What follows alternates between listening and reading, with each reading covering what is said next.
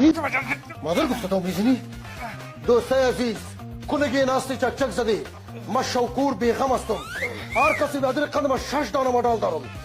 هر کسی که بیادر قدم دو بزنه مادر گفته ما ورزشکارا را بیادر چلین نمیدم ما بیادر قدم در رینگ و مسابقه کردیم وار چلین نمیدم ما کسی را چلین میدم که تیک تاکر است ما کسی را چلین میدم که کراچوان است ما کسی را چلین میدم که نسوار فروش است ما کسی را چلین میدم که موچی است ما کسی را چلین میدم که بیادر قدم غریب است نان خوردن نداره ما کسی را چلین میدم دیگه تو نداری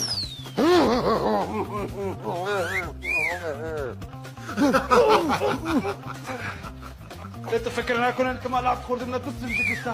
نه پایم شکسته هیچ جایی نیست که جور تیار هستم مرا سب میشنم گرفته نکنه یک چیز دوستا فکرتان باشه کلتان براتان میگم کتبوش که مرا زدم ایرف مرا پرسال کرد گفتگاه مرا دو میزنی یعنی همونجا مادرش دو زدم براتان یک گپ دیگه ترا خو احترام میمانم چسو تو تلفونه که گرفتی به خاطر ازی که تلفن گرفتی به خاطر ازی که تو یک چند تا ویو بگیری فیلم بگیری ما را جنگ انداختی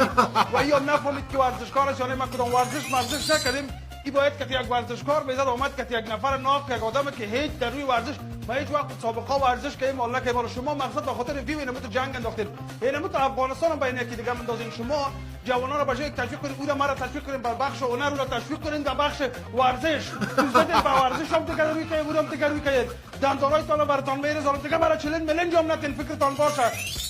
ما نکدم ما فقط یگان آهنگ میخورم یگان چیزا میگم در تیک تاک دیگه مرا تیر از می کل چیزتان که فکر رقمی ما که وارد ما میفهمیدم که وارد ما خیال مذاق میکنم تو یک چکرک در این پاس میره برو